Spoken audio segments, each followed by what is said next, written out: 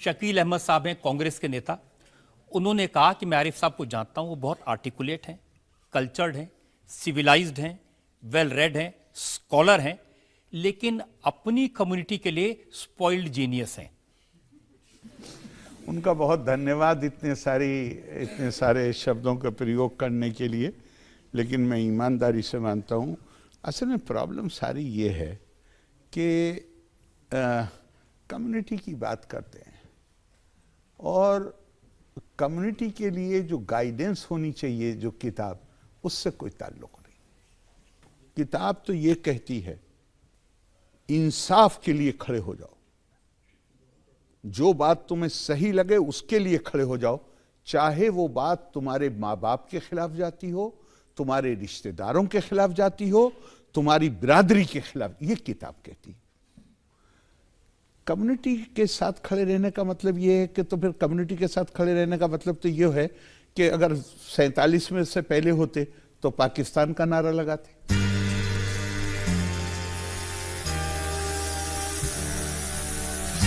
इसलिए ज्यादा शक है आरिफ साहब, जब होम मिनिस्टर इस पूरे बिल को पेश कर रहे थे, कानून नागरिकता संशोधन बिल को, उन्होंने 4 बार कहा कि अब इसके बाद एनआरसी आएगा और एनआरसी पूरे देश में आएगा।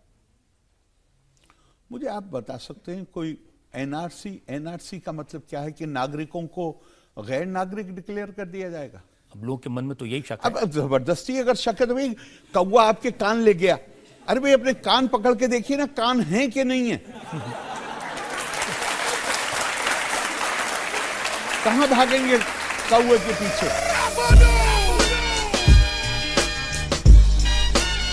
अब मैं आपको बताऊं तो वो क्या कहते हैं। हाँ। वो कहते हैं कि कुरान में, अब मैं तो कुरान जानता नहीं, कुरान में कहा गया कि अल्लाह के आगे मुसलमान का सिर किसी के आगे झुकना नहीं चाहिए। हाँ। और आरिफ मोहम्मद खान कहते हैं वंदे मातरम गाओ। वंदे मातरम तो कुछ भी नहीं है। 250 साल तक मुगलों के दरबार में सजदा होता था।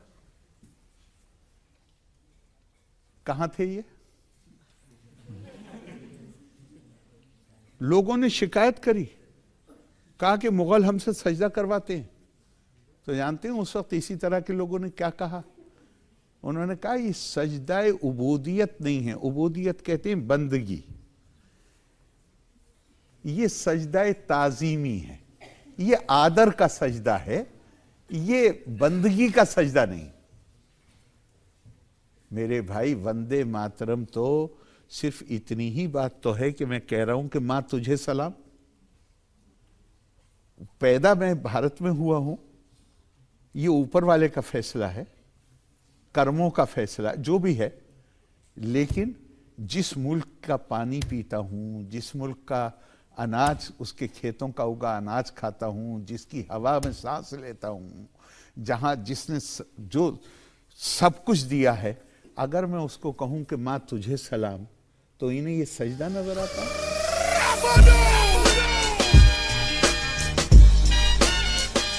1986 में शाहबानों को लेके यही माहौल बनाया गया था। 2017 में वही पर्सनल लॉ बोर्ड जो 3 तलाक को कहता था कि ये इस्लामी है, और अगर इसको छुआ गया तो ये हमारे दीन में मदाखलत होगी, उसी पर्सनल लॉ बोर्ड ने 2017 में सुप्रीम कोर्ट में जाके क्या कहा? 3 तलाक बिदअत है, 3 तलाक अन्यायपूर्ण है, 3 तलाक खत्म होनी चाहिए, हम खत्म करेंगे इसको, हम इसके खिलाफ अभियान चलाएंगे। 30 साल क्यों लगते हैं समझने?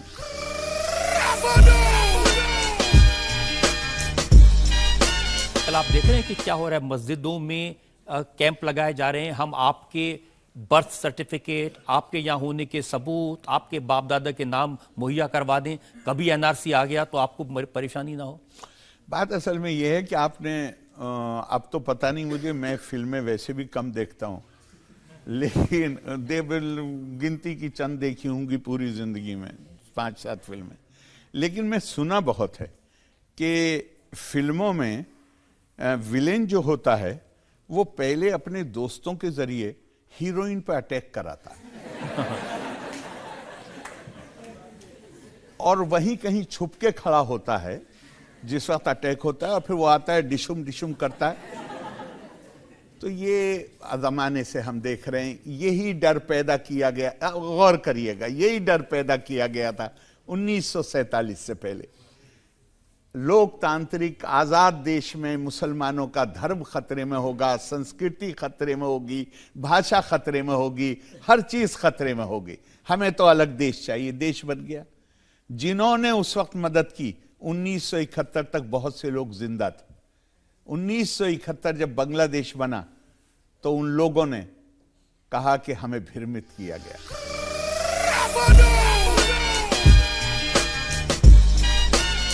अब कितने सारे ऐसे लीडर हैं जो सरकार में मंत्री भी हैं, कभी गिरिराज सिंह, कभी निरंजन ज्योति, कभी दूसरे लोग, मुसलमानों को पाकिस्तान भेज दो। उसमें एक आपकी भी प्रॉब्लम है। कुत्ता आदमी के काटे तो आप रिपोर्ट नहीं करते, लेकिन आदमी कुत्ते के काट खाए तो दुनिया की सबसे बड़ी खबर होती है।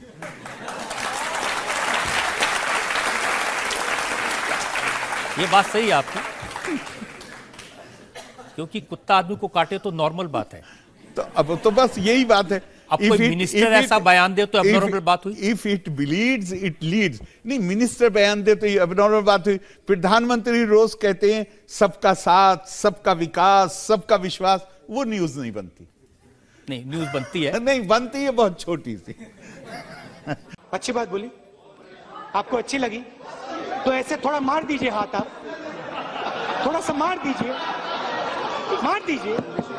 एक बार मार दीजिए। क्यों कष्ट हो रहा है आपको? अगर अच्छी लगी मार दीजिए।